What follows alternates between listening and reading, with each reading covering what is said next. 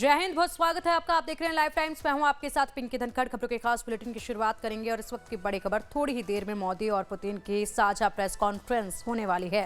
Hyderabad house में साझा press conference की जाएगी। भारत रूस के बीच कई अहम समझौतों पर मोहर लग चुकी है और इसी के साथ कई महत्वपूर्ण बातें भी साझा हुई हैं, जिसको लेकर इस प्रेस कॉन्फ्रेंस में ये महत्वपूर्ण जानकारी दी जाएगी। महज कुछ ही देर और उसके बाद ये जानकारी सामने आएगी। ये बेहद महत्वपूर्ण प्रेस कॉन्फ्रेंस रहने वाली है, क्योंकि अभी थोड़ी देर पहले ही देखा जब बातचीत यहाँ पर चल रही थी, बहुत सी बातें यहाँ पर की गई हैं। यूक्रेन और रूस के युद्ध को लेकर भी महत्वपूर्ण बातें जो हैं वो इस दौरान की गई थी।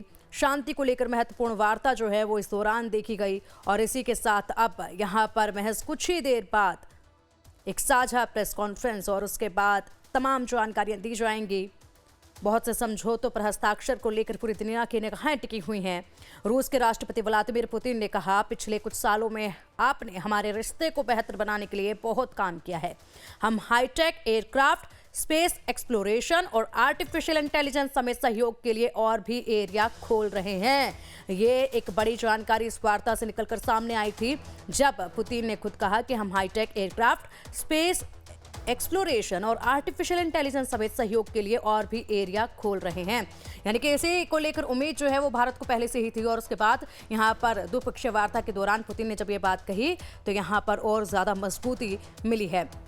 इसी के साथ व्लादिमीर पुतिन ने यह भी कहा था कि सबसे पहले उन्होंने धन्यवाद दिया इस मुलाकात के लिए और इस मेहमान नवाजी के लिए, और साथ ही यहाँ पर जिक्र उन्होंने किया कि मैं यूक्रेन में हो रही घटनाओं के बारे में बहुत सारे विवरण शेयर कर सकता हूँ। यानी कि बहुत सी यूक्रेन को लेकर जो घटनाएं हो रही हैं, जिस तरीके से ये युद्ध चला आ रहा है, उसको लेकर बहुत सी बातें जो हैं वो पीएम मोदी के साथ साझा करेंगे और साझा करने। तो जिस बैठक का इंतजार पूरी दुनिया को, वो बैठक शुरू हो चुकी है। मेरे ठीक पीछे हैदराबाद हाउस है, जहां पर रूस के राष्ट्रपति व्लादिमीर पुतिन और भारत के प्रधानमंत्री नरेंद्र मोदी के बीच क्लोज डोर मीटिंग चल रही है। दरअसल इस बैठक का मकसद ये है कि इस बैठक के जरिए दोनों देशों के बीच में बेहतर रिश्तों की एक नए अध्याय की शुरुआत हो सके। और अभी जो ये बैठक चल रही है, इस बैठक पर जो निगाहें बनी हुई हैं, दरअसल ये निगाहें इसलिए बनी हुई हैं ताकि पूरी दुनिया को ये पता चल सके कि भारत और रूस दोनों देशों के जो राष्ट्रीय अध्यक्ष हैं उनकी सोच क्या है और किस सोच के साथ वो दुनिया के दूसरे देशों को देख रहे हैं, और साथ ही भारत और रूस आगे अपने रिश्तों को कैसे बेहतर करना चाह रहे हैं। चूँकि अमेरिका के दबाव में जिस तरीके से लगातार भारत नहीं आने को तैयार हुआ और दबाव के बावजूद भी भारत ने रूस से तेल खरीदना जारी रखा, टैरिफ लगते रहे, लेकिन भारत झुका नहीं। और शायद रूस के राष्ट्रपति को ये बात भारत की और भारत के प्रधानमंत्री की पसंद आती है कि वो किसी भी परिस्थिति में झुकने को तैयार होते नहीं हैं। तो आप इस वक्त जो तस्वीर देख रहे हैं हैदराबाद हाउस की, दरअसल यहाँ जो बैठक हो रही है, बैठक अपने आप में खासा मायने रखती है। बैठक से क्या कुछ बाहर निकल कर आएगा ये तो वक्त बताएगा, लेकिन फिलहाल ये बैठक बहुत अहम। वीडियो जर्नलिस्ट संदीप रावत के साथ रजनीश सिन्हा, लाइव टाइम्स, दिल्ली। तो पीएम मोदी और पुतिन के बीच हैदराबाद हाउस में बातचीत चल रही है। थोड़ी देर में दोनों नेताओं की साझा प्रेस कॉन्फ्रेंस होगी। उससे पहले मुलाकात के दौरान पीएम मोदी ने कहा कि भारत न्यूट्रल नहीं है, भारत शांति के पक्ष में है। पीएम मोदी ने कहा कि दुनिया को एक बार फिर शांति की जरूरत है, भारत शांति की हर कोशिश का समर्थन करता है। वहीं पुतिन ने यूक्रेन में शांति की कोशिशों के लिए पीएम मोदी का आभार जताया। उन्होंने कहा कि रूस में शांति के पक्ष में है। दोनों नेता कुछ देर में 23वें भारत रूस समिट में शामिल होंगे। भारत रूस के बीच शुक्रवार को 25 से ज्यादा समझौतों पर मोहर लग सकती है और उससे पहले अब बहस थोड़ी ही देर में एक साझा प्रेस कॉन्फ्रेंस की जा सकती है, जिसमें महत्वपूर्ण जानकारी दी जाएगी, जो कि देश भारत के लिए भी और रूस के लिए भी बेहद महत्वपूर्ण होगी। देखना ये होगा कि क्या जानकारियां इस दौरान साझा की जाती हैं और इसी के साथ कौन से वो महत्वपूर्ण विषय होंगे जिस पर समझौते होंगे, उसको लेकर क्या जानकारी दी जाती है। फिलहाल तो यहाँ पर ये द्विपक्षीय वार्ता में शांति को लेकर एक बड़ा पैगाम दिया गया है, शांति का संदेश दिया गया है। भारत ने अपनी बात रूस यूक्रेन युद्ध के लिए रखी है, तो वहीं यहाँ प्रेसिडेंट पुतिन ने भी कहा है कि यूक्रेन को लेकर बहुत सी घटनाएं जो हैं वो साझा करेंगे। यूक्रेन के संकट के बाद हमारी लगातार चर्चा होती रही है। आपने भी समय समय पर एक सच्चे मित्र के रूप में हमें सभी चीजों से अवगत कराया है। मैं समझता हूं कि विश्वास बहुत बड़ी ताकत है और आपको मैंने अनेक बार इस विषय की चर्चा भी की है और विश्व समक्ष भी मैंने रखा है। विश्व का कल्याण शांति के मार्ग पर ही है। हम सबको मिलकर के शांति के रास्ते तलाशने चाहिए और पिछले दिनों जो प्रयास चल रहे हैं, मुझे पूरा विश्वास है कि विश्व फिर से एक बार शांति की दिशा में लौटेगा। तो भारत न्यूट्रल नहीं, शांति के पक्ष में है, ये कहा है पीएम मोदी ने इस दौरान। और यूक्रेन संकट से भारत और रूस संपर्क में है, भारत शांति के पक्ष में है। शांति कोशिशों के लिए पीएम मोदी का शुक्रिया जताया है पुतिन ने कि शांति की जो कोशिशें भारत की तरफ से की जा रही हैं उसके लिए शुक्रगुजार। रूस भी शांति चाहता है, ये कहा है व्लादिमीर पुतिन ने इस दौरान। तो रूस यूक्रेन को लेकर, शांति को लेकर यहाँ पर महत्वपूर्ण चर्चा हुई है। और सबसे खास बात यह है कि पुतिन ने यहाँ पर यह भी कहा है कि हम कुछ साझेदारों के साथ शांतिपूर्ण बयान पर बात कर रहे हैं और बहुत जल्द वो बयान साझा किया जाएगा जिसमें अमेरिका की भी साझेदारी है। ये भी इस बातचीत के दौरान पुतिन ने कहा है।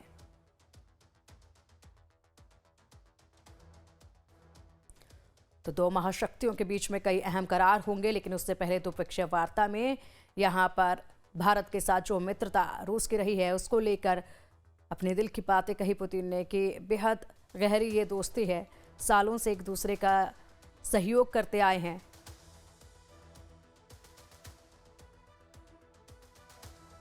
और चलिए अब सीधा रुक करेंगे हमारे खास मेहमान, विदेशी मामलों के जानकार विनय शुक्ला जी हमारे साथ हैं, जो सीधा मॉस्को से इस वक्त हमारे साथ जुड़ रहे हैं। सर, बहुत स्वागत है आपका लाइव टाइम्स पर। सर, द्विपक्षीय वार्ता हुई है, उसके बहुत से महत्वपूर्ण पहलू जो हैं वो सामने भी आई हैं, जिसमें यूक्रेन और रूस के युद्ध को लेकर बातचीत हुई है और जिसमें भारत ने भी कहा है कि हम शांति के पक्ष में हैं। तो पुतिन ने भी इसका शुक्रगुजार होते हुए कहा है कि बहुत जल्द एक साझेदारों के साथ शांतिपूर्ण बयान पर काम किया जा रहा है, वो जब बहुत जल्द सामने भी आएगा। जी हाँ, ये बहुत ज़रूरी है। मैं इस सिलसिले में एक बात एक चीज़ की ओर ध्यान देना चाहता हूँ कि कल प्रधानमंत्री ने जब प्राइवेट डिनर के समय प्रेसिडेंट पुतिन को रूसी भाषा में अनुदित गीता भेंट की थी। तो हम लोग अब अच्छी तरह से जानते हैं कि गीता महाभारत युद्ध के समय पर भगवान कृष्ण ने जो है अर्जुन को दी थी सीख, तो कि राजा को धर्म अपना निभाना चाहिए। मेन चीज ये है, धर्म निभाना चाहिए राजा को। तो कल प्रेसिडेंट पुतिन ने जिनको दो कमजोर राष्ट्रपतियों से विरासत में मिली है देश की सत्ता, गोर्बाचोव ने जिनके टाइम में देश टूट गया, उसके बाद बोरिस येल्सिन के समय में जब वो राजा बने एक तरह से, तो उस समय रूस तहस नहस था बुरी तरह से। तो उन्होंने अपने देश को उभारा और रक्षा की, और जो खतरे हैं जो पैदा हुए थे सोवियत यूनियन के टूटने के बाद, उनसे रक्षा करने के लिए एक तरह से कहा जा सकता है कि यूक्रेन युद्ध शुरू हुआ।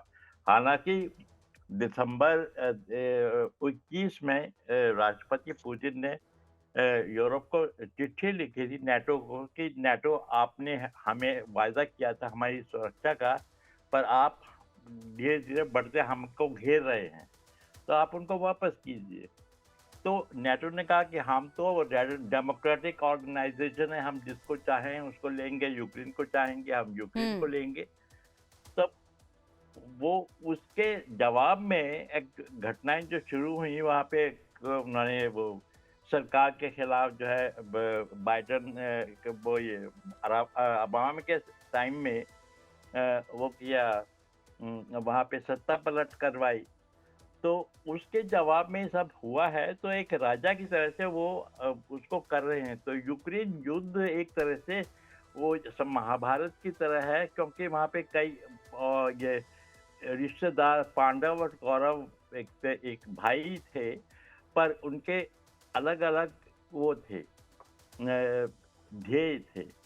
तो उसी तरह ये बड़ी इंटरेस्टिंग बात है कि भारत एक तरफ से तो जानता है कि शांति चाहिए, पर शांति के लिए कई बार युद्ध भी करना पड़ता है। तो मेरे ख्याल से इसी ये रीज़न है कि भारत जो है साथ में समझता है, इसलिए साथ में लगा हुआ है। रूस का साथ नहीं छोड़ रहा है। पर वाक़ई में शांति यहाँ भी चाहते हैं, राष्ट्रपति पुतिन भी चाहते हैं, पर वो चाहते हैं कि जो लोग डोनबास और जहाँ लड़ाई चल रही है, वो इलाके रूसी थे, पर उनको यूक्रेन में द्वितीय श्रेणी का नागरिक बनाया गया। तो इसके लिए वो रक्षक के लिए, जैसे वो वेस्ट में कहा जाता है राइट टू प्रोटेक्ट, R2P उसको कहते हैं, यूरोप की है, उसी के उसमें इराक पे हमला किया था, लीबिया को ख़त्म किया, सीरिया में हस्तक्षेप किया था। तो उसी तरह की चीज़ें हैं जो चल रही हैं। तो पर रूस भी शांति चाहता है, पर शांति ऐसी चाहता है कि कुछ दिन के लिए नहीं, बल्कि लंबे समय तक चलती रहे। हम्म बिल्कुल बिल्कुल सर। और ये कोई टेम्परेरी एक फैसले को लेकर नहीं काम हो रहा है, बल्कि ये परमानेंट एक फैसले को लेकर काम हो रहा है। लेकिन देखना ये होगा, क्योंकि बहुत सी चीज़ें हैं इस दरमियान, तो उन सब पर भी ध्यान रखना होगा। लगातार ये कोशिशें जो हैं होती आई हैं, लेकिन कामयाब अभी तक नहीं हुई हैं। फिलहाल जोर इस पर दिया जा रहा है, भारत की तरफ से लगातार शांति को लेकर जोर दिया गया है और उसको लेकर यहाँ पर बातचीत भी हुई है। अच्छा, खास बात ये कि पुतिन की तरफ से ये भी कहा गया है कि यूक्रेन को लेकर बहुत सी बातें हैं, बहुत से पहलू हैं जो साझा करेंगे वो पीएम मोदी के साथ। जी हाँ, क्योंकि पीएम मोदी जो हैं ये विश्व के पहले नेता होंगे जिनको कि जो 5 घंटे की बातचीत हुई थी राष्ट्रपति ट्रंप के एनवॉयस के साथ क्रेमलिन में, तो उसका ब्यौरा जो है ये देंगे ज़रूर प्रधानमंत्री को। और शायद कल रात उसके की भेंट के समय में भी कुछ दिया होगा, ब्रीफिंग की होगी इसमें। और क्योंकि प्रधानमंत्री ने कहा, शुक्रिया दिया था कि भारत जो है मतलब शुक्रगुजार है कि राष्ट्रपति पुतिन जो हैं उनके साथ अब पूरी जो ब्रीफिंग देने का क्या प्रयास किए जा रहे हैं इसको युद्ध को खत्म करने के लिए। तो इसी के साथ जी सर, इसलिए ये ज़रूर है क्योंकि राष्ट्रपति पुतिन ने वहाँ चाइना में जब मीटिंग हुई थी तब भी राष्ट्रपति ट्रंप से जो उनके अलास्का की मीटिंग की उसके बारे में विस्तार से प्रधानमंत्री को बताया था। और भारत के प्रधानमंत्री को तो फोन भी कर चुके हैं, बता चुके हैं। और दोनों नेता इस मामले में पूरे संपर्क में है, क्योंकि भारत को जानते हैं कि प्रधानमंत्री मोदी जो है भारत की तरफ से शांति चाहता है। पर दूसरी तरफ ये सवाल ये है कि जो यूक्रेन में जो उन्होंने अड्डे बनाने शुरू किए थे वेस्ट ने, उनका क्या होगा? रूस का खतरा है, जो आप देखते हैं कि अब यूक्रेन की सीमा से रूस के कई एनर्जी ठिकानों पर हमले हो रहे हैं। तो वो ये बात समझता है भारत कि ये वेस्ट को ये अपनी नीति बदलनी चाहिए, यूक्रेन के प्रति को उसको मोहरा नहीं बनाना चाहिए। तो ये बहुत ज़रूरी है कि भारत को रूस के पक्ष का पूरा ज्ञान है। और बाकी हमारे जो पब्लिक ओपिनियन है इंडिया में वो मोस्टली ये वेस्टर्न मीडिया से बना हुआ है, क्योंकि उनका जब एक बार वो किसी के पीछे पड़ जाते हैं तो बिल्कुल सफेद को काला बना देते। बिल्कुल बिल्कुल सही कहा सर आपने। और एक चीज़ का और इंतज़ार था, जिस तरीके से हम हाईटेक एयरक्राफ्ट को लेकर लगातार बातें कर रहे थे, कयास लगा रहे थे कि जब पुतिन भारत आएंगे तो इस पर ज़रूर बातचीत होगी। AI को लेकर हम बात कर रहे थे, स्पेस एक्सप्लोरेशन को लेकर हम लगातार बात कर रहे थे, कयास लगाए जा रहे थे। और इस द्विपक्षीय वार्ता के दौरान जो है खुद पुतिन ने ये कहा भी है कि ये जो एरिया है इसको हम और भी ज़्यादा बड़ा करेंगे, यानी कि वो खुद से भी चाहते हैं कि यहाँ पर मिलकर काम जो है वो किया जाए। और इसी को लेकर उम्मीद भी भारत को थी। क्योंकि बात ऐसी है, ये बहुत पुराना आइडिया है। गोर्बाचोव ने राजीव गांधी को दिया था कि असल में रूस के पास टेक्नोलॉजी है, ऐसी टेक्नोलॉजी है डिफेंस, स्पेस और न्यूक्लियर के में। तो भारत के जो अधिकारी, जो विशेषज्ञ हैं, वो मानते हैं कि रूस बहुत आगे है। सवाल यह है कि रूस में की जनता थोड़ी है, अब उसके साथी से सब टूट गए, यूएसएसआर टूट गया, वार्सा पैक्ट खत्म हो गया, तो कोई चीज बनाने के लिए मार्केट होनी चाहिए किसी चीज के लिए। अगर इन्वेस्ट करो आप 1 लाख खर्च करो, तो उसके लिए कम से कम जो है खरीदने वाले भी होने चाहिए। तो एक अब ये है कि इतना विश्वास हो गया है दोनों देशों के बीच में, भारत उसमें परीक्षा में जो है, अग्नि परीक्षा में बिल्कुल खरा उतरा है। अब रूस जो है इस टेक्नोलॉजी को भारत में बनाकर, भारत में की मार्केट बड़ी है, इतना बड़ा कंट्री है, रशिया की आबादी भारत से 10 गुना कम है। तो अब वो इसका फायदा उठाना चाहिए, और जो लेटेस्ट टेक्नोलॉजी है, अब वो क्वांटम फिजिक्स की भी बात चल रही है, वो भी तो ये अभी कल यहाँ पे एक बयान आया था कि भारत को जो हम्म। है साइबर सिक्योरिटी की एडवांस है वो दी जाएगी। तो ये अच्छा है कि रूस के पास टेक्नोलॉजी है और हम्म। भारत के पास क्षमता है उस टेक्नोलॉजी को बना के हम्म। वितरित करने की, बेचने की। तो बिल्कुल। ये बहुत अच्छी साझेदारी होगी। बिल्कुल, बहुत अच्छी साझेदारी, दोस्ती और भी ज़्यादा मजबूत और ताकत के एक और नए पड़ाव पर हम जो है यहाँ पर पूरी तरीके से आगे बढ़ेंगे। इसी के साथ अगर बात की जाए सर, 2001 की एक मुलाकात की तस्वीर जो है वो सोशल मीडिया पर जमकर वायरल हो रही है, और उस वक्त पुतिन भारत आए थे। अटल जी उस वक्त पर पीएम थे और सीएम रहे थे मोदी जी। लेकिन वो जो मुलाकात की बातचीत है वो भी इस दौरान सुनी गई है। यहाँ पर पीएम मोदी ने उस मुलाकात को भी याद किया है कि 2001 में जब आप आए थे, उसी के साथ 25 साल हो चले हैं आज, और उन पलों को भी याद करके उन्होंने एक बड़ा संदेश जो है इस दौरान दिया है। जी हाँ, क्योंकि ये 2001 मॉस्को की बात है। प्रधानमंत्री वाजपेयी आए थे, हम्म। और ये सीएम गुजरात के मोदी जी उस समय हम्म। उसके सदस्य थे, मतलब इस भारत के प्रतिनिधिमंडल के हम्म। प्रधानमंत्री के साथ। तो उस समय मुझे याद है अच्छी तरह से, प्रधानमंत्री वाजपेयी ने 2 बातें कही थी क्रेमलिन बातचीत के बाद। एक तो ये कि रूस के पास वो है, सब कुछ है जो हमें चाहिए और ये देने को तैयार है। और दूसरा ये कि कश्मीर के मामले में उन्होंने तब ये कहा था कि हमेशा साथ रहा है भारत के। और बाद की घटनाओं के बाद भी आप देखिए ये सब होता रहा है प्रधानमंत्रियों के बीच, हर इस तरह की बातचीत के पहले और बाद में फोन पे बातचीत होती रही है। तो प्रधानमंत्री मोदी उस चाहे चीफ मिनिस्टर थे गुजरात के, पर वो समझ गए थे कि ये रूस जो है इसके साथ दोस्ती करनी चाहिए, और राष्ट्रपति पुतिन जो हैं वो राजनीतिज्ञ नहीं है कि वोट लेने के कुछ कह गए और चले गए और भूल गए। वो तो फौजी अफसर हैं, उनकी ट्रेनिंग फौजी है। अगर वो कुछ कहते हैं तो वो आज नहीं तो कल नहीं तो परसों जरूर करके दिखाते हैं।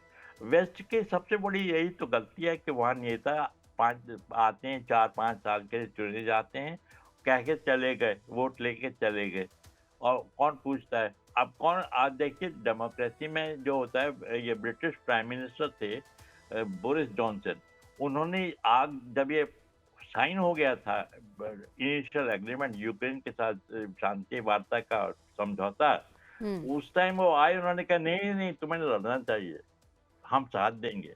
अब देखिए क्या हो गया, अच्छा खासा बहुत सुंदर देश है यूक्रेन था, उसका मतलब कि वेस्ट और रशिया की राइवलरी के चक्कर में वो पूरा कंट्री तबाह हो गया। तो हम ये लोग भारतीय ये सब बातें अच्छी तरह से समझते हैं। एक तरह से गृह युद्ध है। मान लीजिए सोवियत यूनियन में ये पंजाब और हरियाणा जैसे थे रशिया, तो अब उनके बीच में अगर कोई दुश्मन आ जाए तो उनको क्या हो, तो इसलिए रूसियों को भी दर्द होता है, रिश्तेदार भी वहाँ इनके सबके बैठे हुए हैं, उधर भी कोई वो फर्क नहीं है। तो इसलिए ये रूस के लिए तो एक तरह से गृह युद्ध है। बस इस गृह युद्ध में बाहरी शक्तियां कूद गई हैं, इसलिए शांति नहीं हो पा रही है। बिल्कुल सर, और इसी बीच ये पश्चिमी देशों का दबाव और उसी दौरान यहाँ पर ये मुलाकात, ये वार्ता, ये विजिट, इसके टाइमिंग को लेकर आप क्या कुछ मानते हैं? कितनी दूर तक इसका असर जो है वो देखा जा रहा है? बहुत महत्वपूर्ण टाइमिंग है, क्योंकि रूस के लिए अब जैसे राष्ट्रपति ट्रंप शांति वार्ता समझौता कराने चाहते हैं, पर यूरोप ने इन 3 सालों में अपनी वो जो इकोनॉमी है वो गब्बार गियर बना दी है, तो अब से उनको नुकसान हो गए कि अगर ये वार रुक गई तो वहां पर ये अब चल रहा है यूरोपियन यूनियन के रूस के 200 बिलियन जो है यूरो वहाँ फंसे हुए हैं, उसको वो फ्रीज करके यूक्रेन को देते हैं कि आर्म खरीदो। मतलब तेल, रूस के पैसे से ये इसमें आग में तेल डालना चाहते। तो अब शांति का तो अब वो नजर नहीं आ रहा है कि इतनी जल्दी शांति हो। फिलहाल अब महज थोड़ी ही देर में एक साझा प्रेस कॉन्फ्रेंस जो है वो की जाएगी और उस वक्त पर महत्वपूर्ण जानकारियां जो हैं वो दी जाएंगी। इस द्विपक्षीय वार्ता के बाद अभी बहुत से मीटिंग्स होनी बाकी हैं, बहुत से समझौतों पर डिस्कशन अभी बाकी है, और अब फिलहाल यहाँ पर ये जो एक प्रेस कॉन्फ्रेंस होगी, इससे क्या उम्मीदें लगाई जा रही है? कितना बड़ा संदेश जो है इसके जरिए दिया जा सकता है? खास करके अगर हम बात करें अमेरिका को लेकर, बात करें चाइना को लेकर, या बात करें पाकिस्तान को लेकर। अंतर्राष्ट्रीय, आप देखिए ये सब चीजें अंतर्राष्ट्रीय जो दूसरे तीसरे देशों के बारे में हो गया, विश्व की स्थिति पर एक जॉइंट स्टेटमेंट आएगा, वो किया है, वो एग्रीमेंट हो गया है पहले से ही। लोग कहते हैं कि दोनों पक्षों ने एग्रीमेंट हो गया है। इसका मतलब है कि भारत और अंतर्राष्ट्रीय स्थिति के मूल्यांकन में भारत और रूस एक पेज पर हैं। और जो कुछ बाकी जो अलग समझौते होंगे उनकी थोड़ी देर में पता लगेगा कौन कौन से हैं। पर मेन चीज ये है कि दोनों पक्ष जो है मिलिट्री टेक्नोलॉजी और मतलब डिफेंस टेक्नोलॉजी और इसमें व्यापार में आर्थिक उसमें सहयोग में कई समझौते होने चाहिए। एक तो भारत के स्किल्ड जो मजदूर हैं ऑलरेडी आने शुरू हो गए हैं, पर ये इसका पूरा एक फ्रेमवर्क एग्रीमेंट होगा तो उस पर साइन शायद होंगे। ये बहुत इम्पोर्टेंट है क्योंकि भारत में काफी स्किल्ड लेबर है और उनको रूस को ऐसे लोगों की जरूरत है। जैसे मैं जानता हूँ कि यूरोप के मतलब रशिया के कुछ भागों में जहाँ डिफेंस इंडस्ट्री है, तो वहाँ के लिए मजदूर चाहिए रूस को, तो उसका भारत को भी फायदा होगा क्योंकि भारत में काफी स्किल्ड डिफेंस में काम करने बिल्कुल सर, और महज अब थोड़ा ही वक्त है जब ये स्टेटमेंट भी सामने आएगा और उसका इंतजार सभी को है, देखना होगा उस समय क्या कुछ होता है, क्या कुछ महत्वपूर्ण जानकारी जो है, बड़ा संदेश जो है वो दिया जाता है। फिलहाल सर आप बने रहिएगा हमारे साथ, जल्द हाजिर होंगे आपके पास और भी जानकारी आपसे लेंगे। अभी के लिए बहुत शुक्रिया आपका।